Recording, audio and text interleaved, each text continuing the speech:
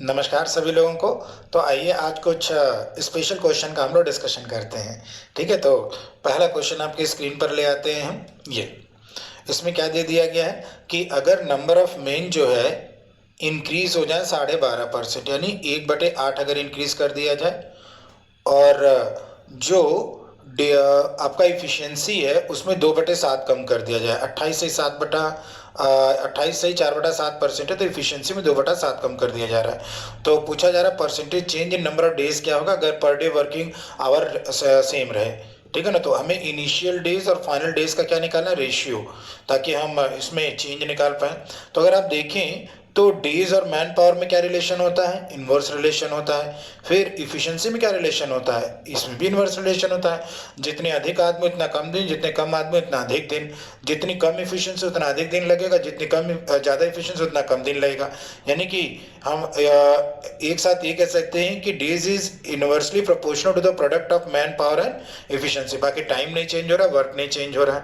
ठीक है ना, तो हम लोग 1/m कर लेते हैं। क्या कर लेते हैं, 1/m। यानी इनिशियली मैन पावर 8x था, तो 8 में 1 बढ़कर 9x हो गया। इनिशियली एफिशिएंसी 7 था, तो 2 कम होके 7y अगर था तो 5y हो गया। तो ME दोनों तरफ से XY कट जाएगा, तो उसकी ज़रूरत नहीं है। तो इसको सिंप्लीफाई किए तो 45 से 56 हो गया। तो डेज जो है आपका बढ़ता हुआ दिख रहा है, तो चेंज जो आ रहा है बढ़ा है। बढ़ा कितना है, 11। मोर कितना हुआ, 11, और 11 ज़्यादा किससे बढ़ा, 45 से। और परसेंट में चेंज करना है, इंटू 100 कर दीजिए। परसेंट में चेंज करना है तो इंटू 100 कर दीजिए। तो यहाँ से आप सिंप्लीफाई कर लीजिए। 5 से काटा तो 9 बार, 5 से काटा तो 2 बार, और ये कितना हो जाएगा बच्चों, 220/9। तो 9 दूनी 18, और आपका 9 चौके 36 हो जाएगा। 4/9, 24 सही 4/9% आएगा। तो कितना आ जाएगा, 24 सही 4/9%।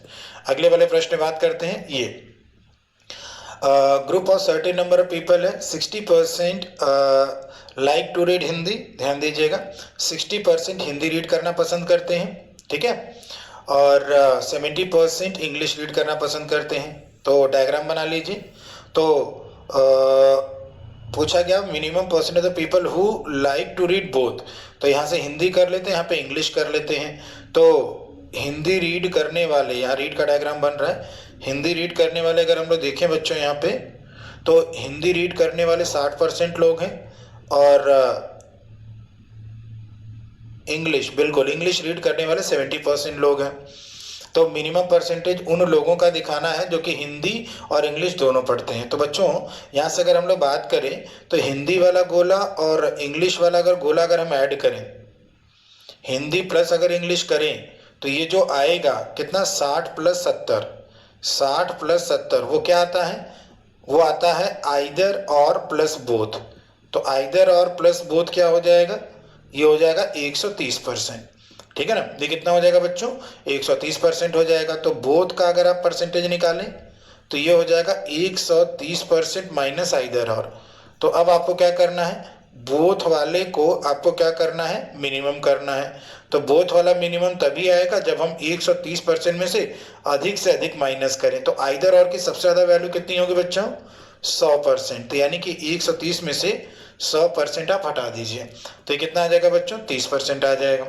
तो आंसर हमारा कितना हो जाएगा, 30%। ओके, ये इजीली से हो जाएगा।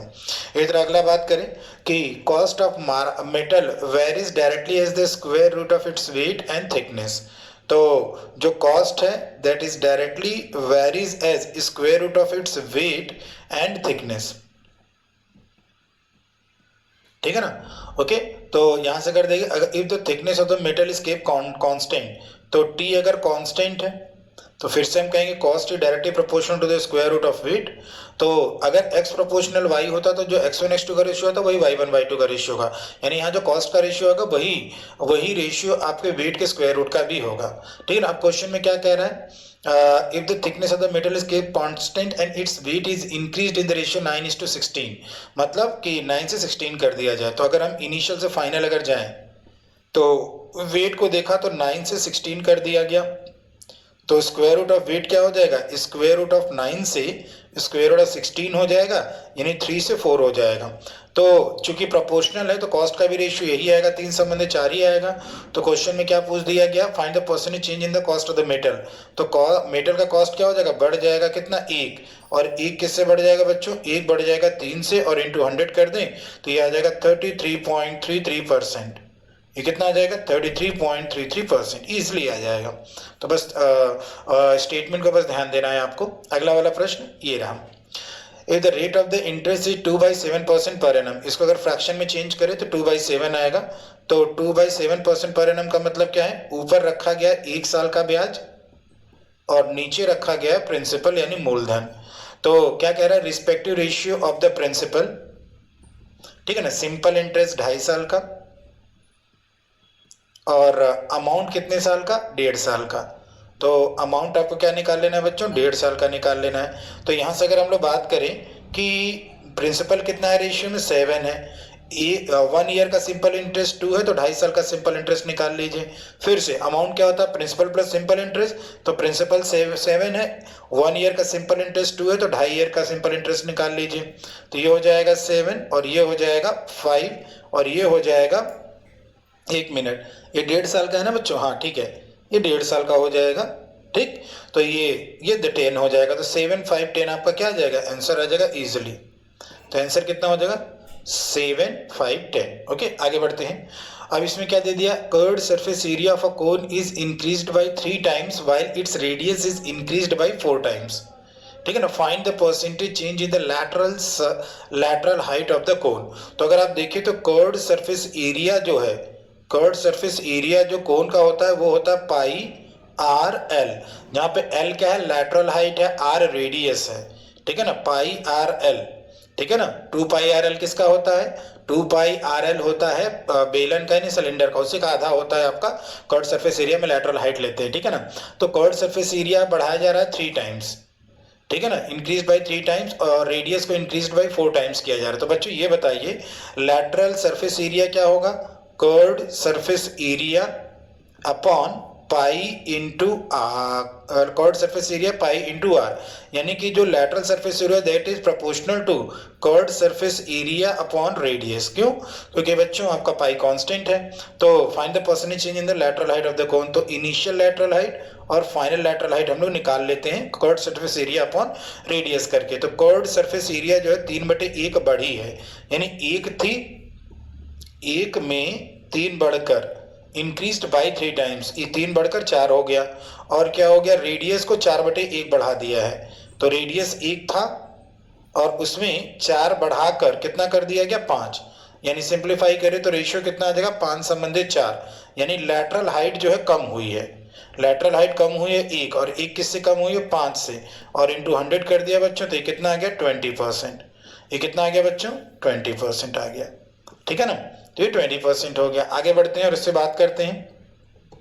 तो अगले वाले क्वेश्चन में find the ratio of the compound interest after 2 years and the simple interest after 3 years on a certain sum of money at 18 whole 2/11%। अगर आप देखें तो ये 9 होल 1/11% का दुगना है, 9 होल 1/11 आपका 1/11 होता है, तो ये कितना हो जाएगा 2/11। और रेट कैसे निकलता है, अब ये हो गया। अब आपको क्या करना है, 2 साल का रेशियो निकालना, कंपाउंड इंटरेस्ट 2 साल का, कंपाउंड इंटरेस्ट 2 साल का, और सिंपल इंटरेस्ट 3 साल का। तो मूलधन हम लोग क्या मान ले, 2 साल तक है, तो मूलधन हम 11 का स्क्वायर मान लेते हैं 1 to 1, और अमाउंट क्या मान लेते हैं, 11 में 2 ऐड कर दीजिए, तो 13 का स्क्वायर 169 हो जाएगा, यानी कि CI क्या हो जाएगा 2 साल का, 169 में से 121 हटा दीजिए, यानी ये 8 हो जाएगा, ये 4 हो जाएगा, यानी 48 हो जाएगा CI। और SI 3 साल का कितना होगा, मूलधन वही है आपका 121, P इंटू आर, आर कितना है बच्चों 2/11, PRT, T कितना है बच्चों आपका 3, बस अपॉन 100 इसलिए नहीं करेंगे क्योंकि ऑलरेडी हम परसेंट को फ्रैक्शन में बदल चुके हैं। तो ये यहाँ से काम कर लेंगे, तो 11 से 11 बार कट जाएगा, ठीक है ना। और 8 हो 3 दूनी 6, 6 8 48 होता है, ये 8 क्या आ जाएगा बच्चों 11 आ जाएगा। तो आंसर कितना आ जाएगा यहाँ पे 8:11 आ जाएगा। तो 2 साल का CI, ठीक है, और 2 साल का SI का हम लोगों ने रेशियो निकाल लिया और आंसर यहाँ से मिल गया। अच्छा हाँ, नीचे भी तो और है 11 11 1 मिनट, 3 दूनी 6 6 8 48 8 संबंध 11, ठीक है। तो आंसर क्या हो जाएगा आपका बच्चों, नन हो जाएगा, ठीक है ना। कैलकुलेशन देखते रहिएगा, ठीक है ना। आगे बात करते हैं, ये क्वेश्चन में बोल रहा है कि y इक्वल टू के एक्स स्क्वेयर रूट जेड में के कोई भी कांस्टेंट और y जो डिक्रीज हो रहा है इन द रेशियो 16:9 और z में भी परिवर्तन लाया जा रहा है increase in the ratio 81:16 percentage change in the value of x।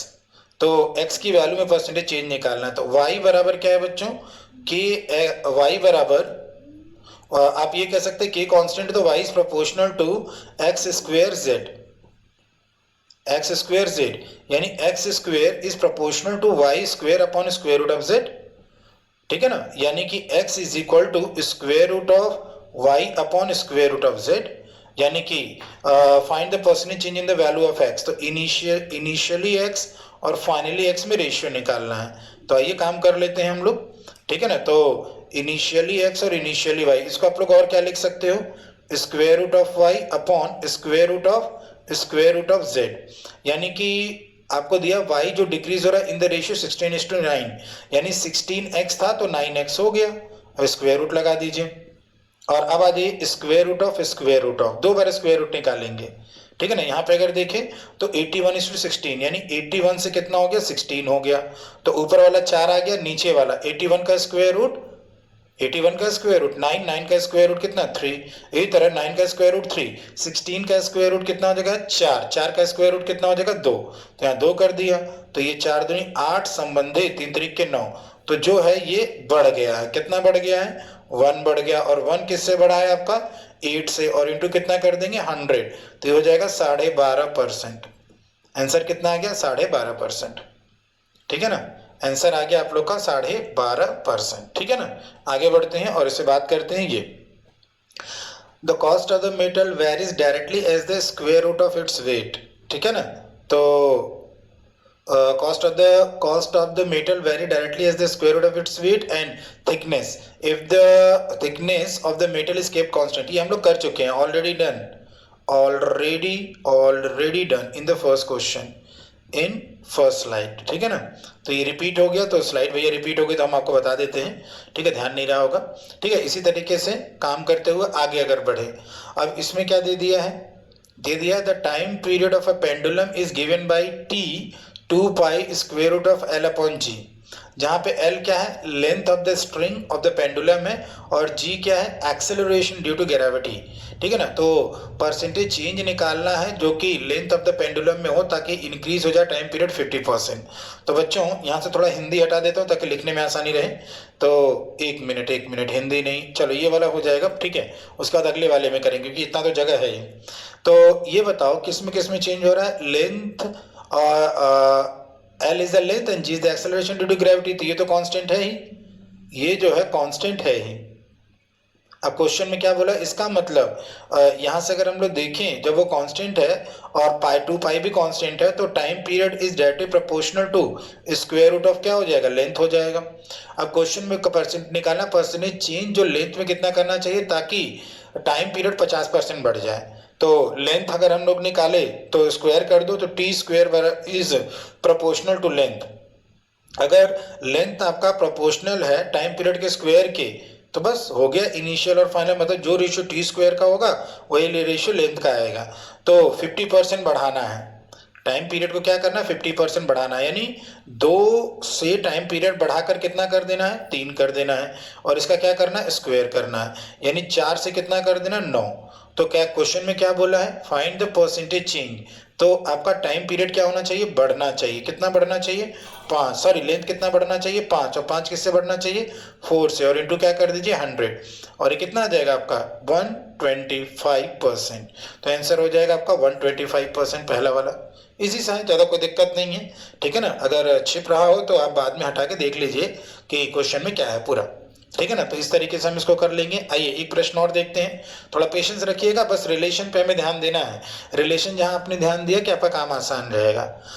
अब इसमें क्या है, law of gravitation says 2 objects having a distance of d unit between their centre of masses, ठीक है ना, जिनका मासेस m1 और m2 है, अट्रैक्ट करते एक दूसरे को न्यूटन्स लॉ ऑफ ग्रेविटेशन है ना, with the force G m1m2d², जहाँ G ग्रेविटेशनल कांस्टेंट होता है। अगर एक अब देखो क्या क्या चेंज हो रहा है, एक ऑब्जेक्ट का मास चेंज हो रहा है जो कि डिक्रीज हो रहा है 18.18% से, और डिस्टेंस जो उनके सेंटर के बीच में है वो 2/9 यानी 22.22% इंक्रीज हो रहा है।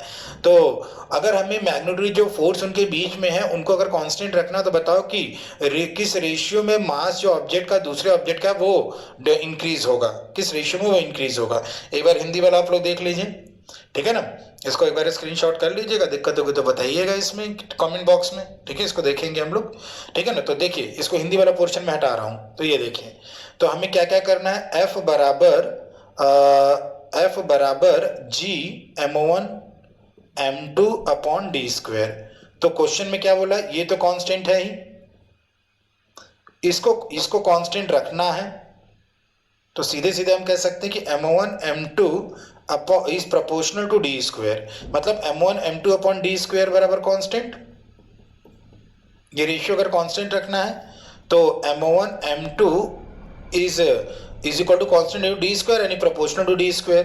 दूसरे मास की बात किया है तो ये प्रोपोर्शनल टू d²/m1 हो जाएगा, यानी किस रेशियो में, तो m2 वाले मास का इनिशियल और m2 वाले मास का फाइनल। तो हम लोग देखते हैं यहाँ से और रेशियो निकालते हैं। तो रेशियो अगर देखें तो एक ऑब्जेक्ट के मास को कितना 9.09 का, एक मिनट कलर चेंज कर देते हैं, 9.09 यानी 9 होल 1/11। तो 9 होल 1/11 कितना होता है, 1/11 यानी 2/11 हो जाएगा। 2/11 क्या कर दिया गया, कम कर दिया गया है। क्या, पहला जो मास का पहले वाले ऑब्जेक्ट का मास है, यानी 11 में 2 कम करके कितना कर दिया गया, 9, और बाकी उनके बीच का डिस्टेंस जो है 2/9 इंक्रीज कर दिया गया है, 2/9 इंक्रीज कर दिया गया, यानी 9 में 1 बढ़ाकर 11 कर दिया गया। यानी अगर रेशियो को सिंप्लीफाई करें तो 81:121 आ जाएगा। तो इस रेशियो में दूसरे वाले मास को आपको बढ़ाना होगा 81:221 में, यानी ये आंसर हो जाएगा, ठीक है ना।